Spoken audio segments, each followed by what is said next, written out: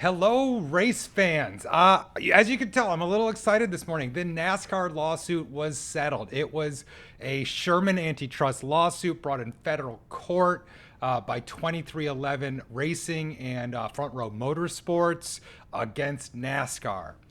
And frankly, I think that the settlement was the best possible outcome. Frankly, I think it was the only outcome that had a winning scenario, because I do think if it went to the jury and the judge, that this would have been a lose lose lose situation. And I did say lose three times, because if it went to the jury and the judge, I think NASCAR would have basically lost. 2311 and Front Row Motorsports would have basically lost, because they would have gone into appeal after appeal after appeal, and negativity and acrimony and just bad blood would have just built.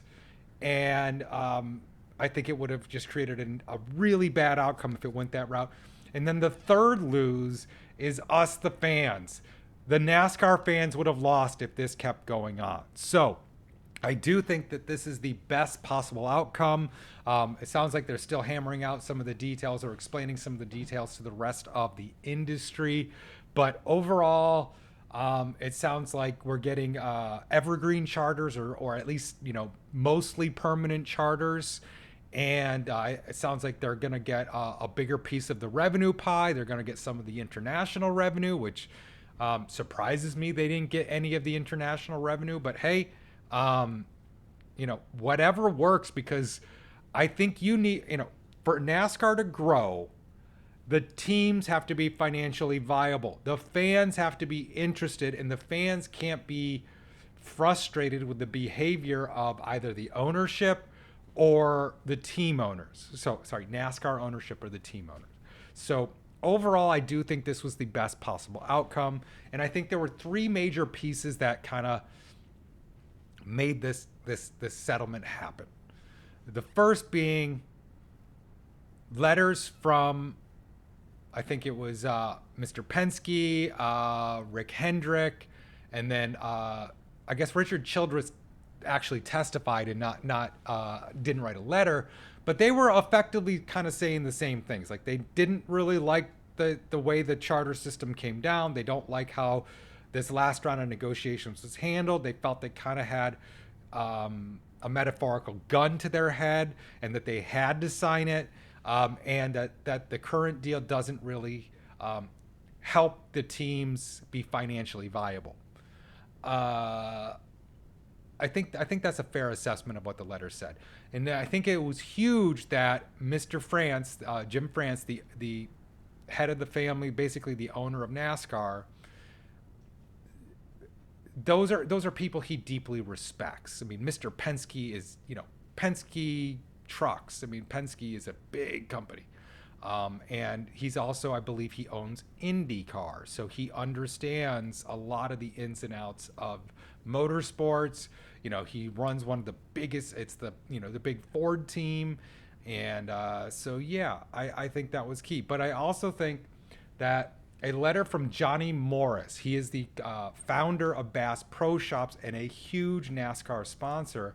And I think this letter was the second major piece, because he goes into it and he talks, starts with, I've been a NASCAR fan since I was 7 years old, when I started going to races at the Fairground Speedway in my hometown, Springfield, Missouri, with my grandpa Will, who was a lineman for the Frisco Railroad. We watched Willie Crane, Mark Martin, Ken Schrader, and the Wallace brothers, and others try to beat our local hero, Larry Phillips. That's awesome. It reminds me of how I kind of fell in love with motorsports. I remember, my uncle was getting involved in sort of the engine side of things, like, racing parts. And so we started going, my dad would take us to the Berlin Raceway and the Michigan Speedway and a couple others. I was a little kid, so, pardon me if I'm wrong. And then I very distinctly remember going to the Daytona 500, and I think it was 1985. It could have been 1984. It could have been 1986, but I think it was 1985. So I was probably 8 years old. I could have been as young as 7, could have been 9. I'm not exactly sure. I think it was 1985. So I must have been, 8. And I fell in love with that smell, the noise. You got Castrol and race gas and all these little chunks of rubber, the marbles that I talk about. That's the name of this channel, and the marbles. And but for me, the sound of the V8 coupled with the smell of Castrol and race gas was just intoxicating as a little kid. And it just, I don't know, it really captured my imagination, and I just fell in love with it.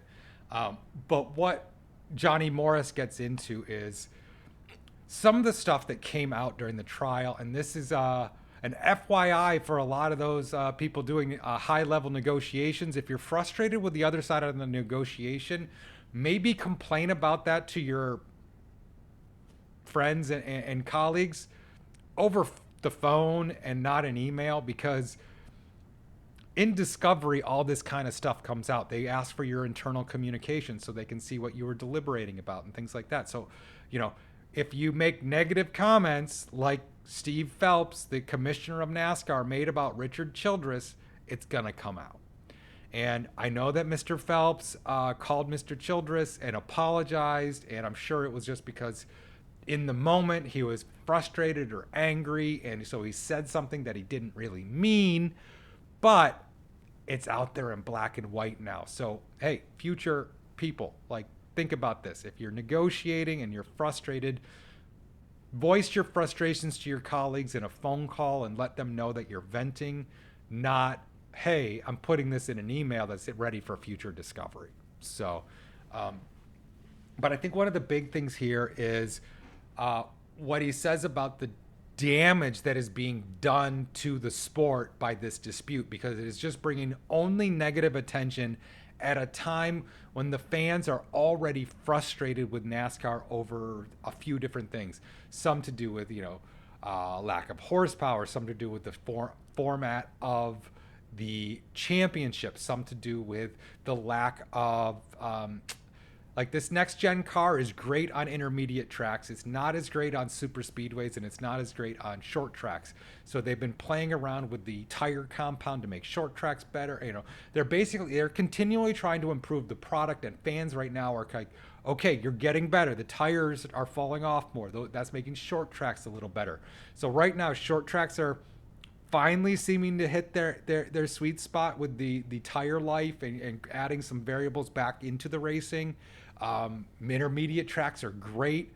Super speedways are improving. So I think fans watching the product on the screen are seeing an improvement in the actual product that we're watching. But there's a lot that needs to be fixed, especially the championship format, because the championship format in many years does not crown who the fans see as the champion for the year, but maybe the guy that won that single race. And that seems kind of unfair when you have 36 races and effectively erase the regular season to go to a one race winner take all format. So I do believe they're working on changing that, but that's kind of one of the reasons having all this negative press right now in this lawsuit was so bad, was that there were so many fans frustrated. The customer base was frustrated. And then you add this on top of it, then you add all the disparaging comments on top of it, and it's not a good look for the sport. So I do think that was key, but there's a part of this letter I do want to read to you, and I think it speaks to what a lot of us fans are feeling. And these are the last two paragraphs of this letter, written by Johnny Morris while he was out deer hunting, which frankly I think was awesome. He hand wrote it, and then had his staff type it up so he could sign it and then send it in. But listen to this. It is painful for all fans to watch the current conflict and division occurring within the sport we love.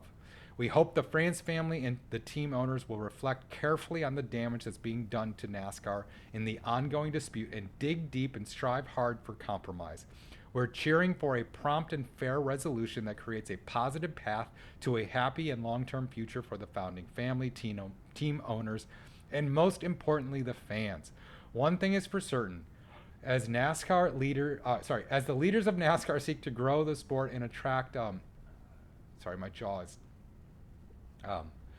seek to grow the sport and attract new generations of fans, they must never turn their back on or abandon the true pioneers, and especially fans who form the foundation of the sport we love. Respectfully submitted and originally handwritten in the Deer Woods, Johnny Morris, NASCAR fan, proud Richard Childress fan and friend. So I think that's the second piece of the puzzle in my mind, is this letter from Johnny Morris, who sponsors multiple cars and I think at least one race, maybe two. So this is one of the big money sponsors to the entire sport going, boys, it's time to settle this because this is not a good look. Get it done. I think that was key. But I think the other one was, frankly, I think it was Michael Jordan testifying. And specifically what he said on the stand while under oath. And when he said that he was not looking to destroy the sport, he was looking for a true partnership. He was looking for a way that made the teams financially viable and not continually losing money year after year after year. That was huge. I think that allowed, let me frame it this way. I think that was a permission structure to allow the France family and the NASCAR executives to go, you know what? He doesn't want to destroy the sport. He's not just being greedy or malicious. This is somebody acting in good faith.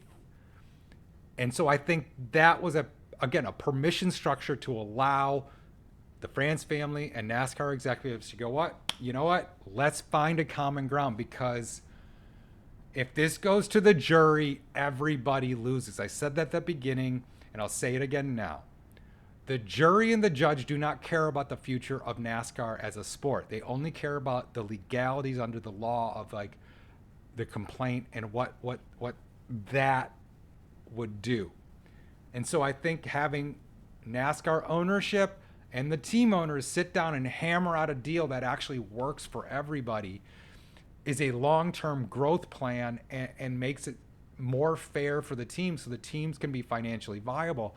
That is good for the sport overall, and that was the only path that would allow the sport and the fans to have a victory here, because otherwise this would have gone after appeal after appeal after appeal after appeal, wasted millions of dollars, and just basically, chased away even more fans. So I do think that this was the best possible outcome, but there's more. I want you guys to hear it right from Michael Jordan and Mr. France, and I think I've got the volume right.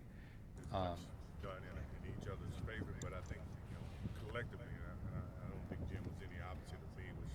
The fans has always been the best solution to this whole process, to the sport itself. The only way that, and I've said this from day one, the only way this sport is going to grow is we have to find some synergy between the two entities, and I think we've gotten to that point. Unfortunately, it took 16 months to get here, but I think level heads has got us to this point to where we can actually work together and grow this sport. Okay, so the man to Michael Jordan's right, the short man with the clear glasses, not the sunglasses, is Mr. France.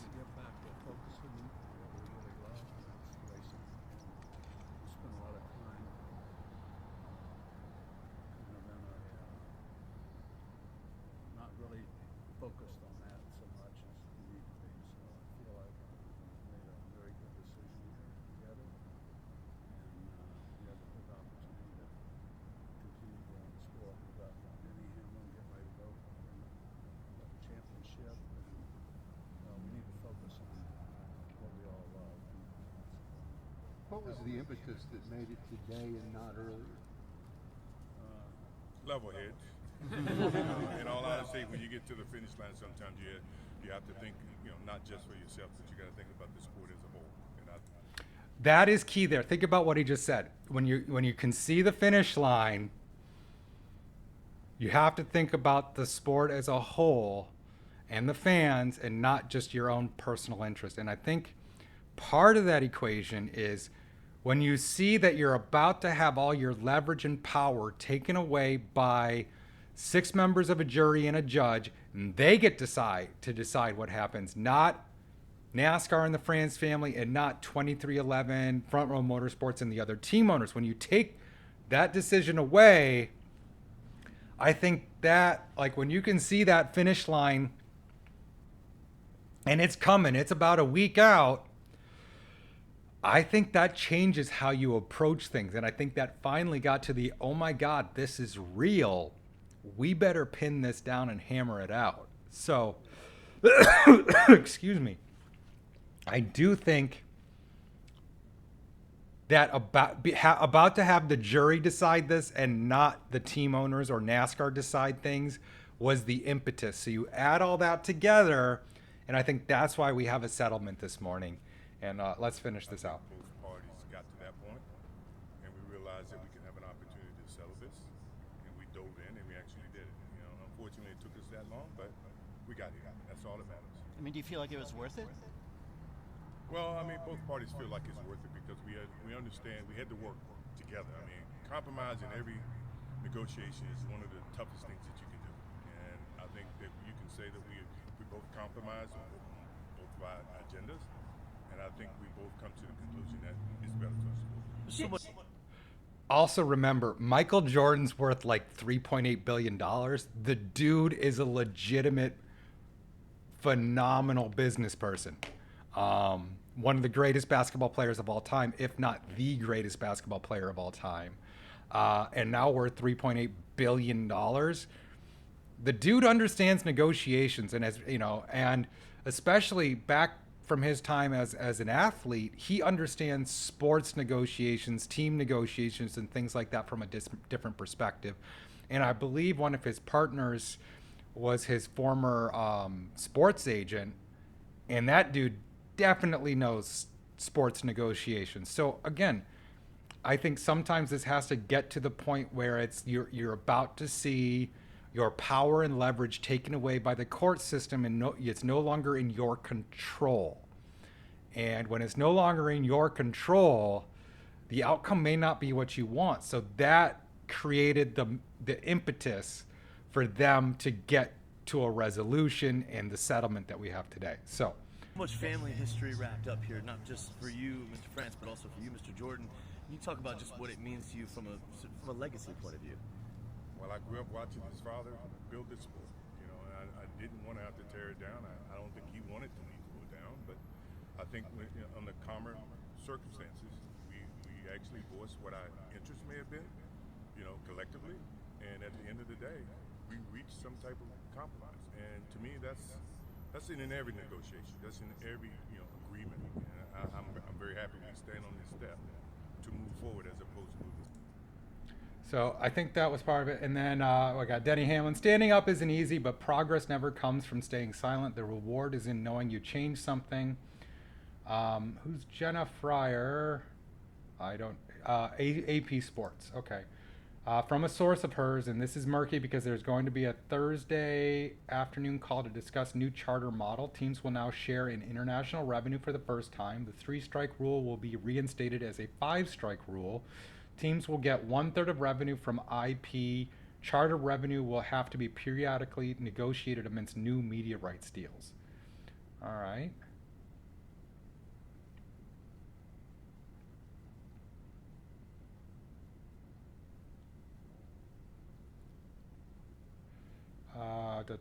Here's Denny. What's Denny Just got say? evergreen charters. I'm just curious, like, what did you guys?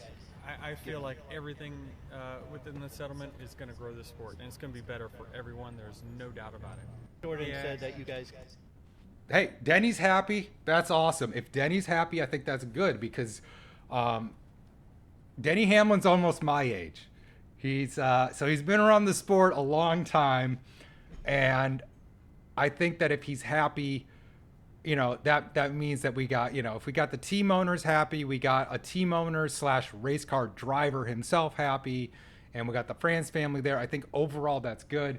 Now let's see, joint statement from NASCAR 2311 Racing and Front Row Motorsports. Are pleased to announce a mutually agreed upon resolution that delivers long-term stability and creates the conditions for a meaningful growth for all teams in a more competitive environment. This resolution reflects our shared commitment to maintaining a fair and equitable framework for long-term participation in America's premier motorsport, one that supports teams, partners, and stakeholders while ensuring fans enjoy uninterrupted access to the best racing in the world. The agreement allows all parties to move forward with a unified focus on advancing stock car racing and delivering exceptional competition for our fans.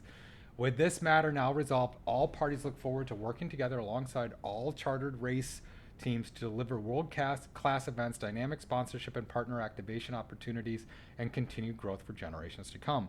As a condition of the settlement agreement, NASCAR will issue an amendment to existing charter holders detailing the updated terms for signature, which will include a form of evergreen charters subject to mutual agreement.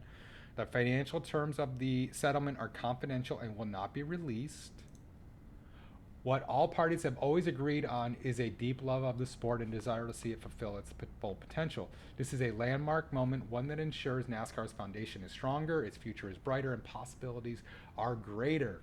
We extend our sincere thanks to Judge Kenneth Bell and mediator Jeffrey Mishkin for their professionalism and guidance through this process, and to their jury for their time. Quotes, Michael Jordan, co-owner, 23. From the beginning, this lawsuit was about progress. It was about making sure our sport evolves in a way that supports everyone, teams, drivers, partners, employees, and fans, with a foundation to build equity and invest in the future and a stronger voice in the decisions ahead.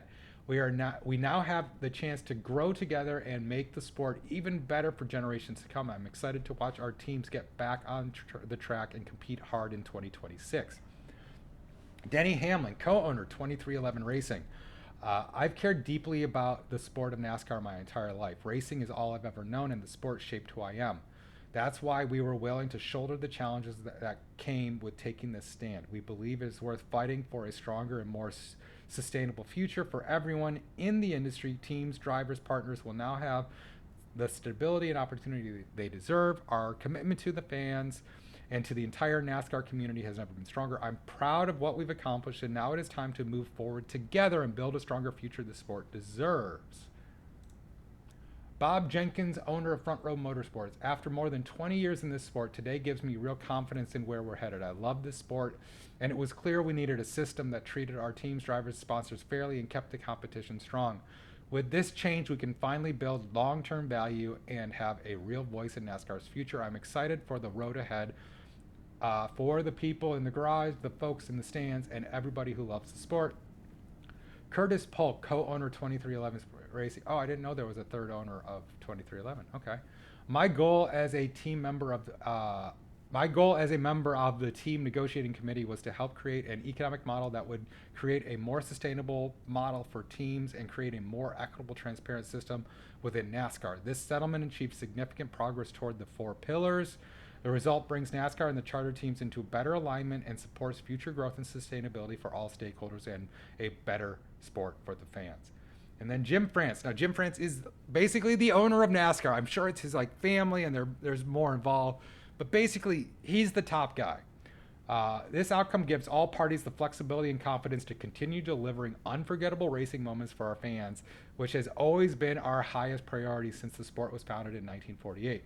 We worked closely with the race teams to create the NASCAR charter system in 2016, and it's proven invaluable to their operations and the quality of racing across the Cup Series.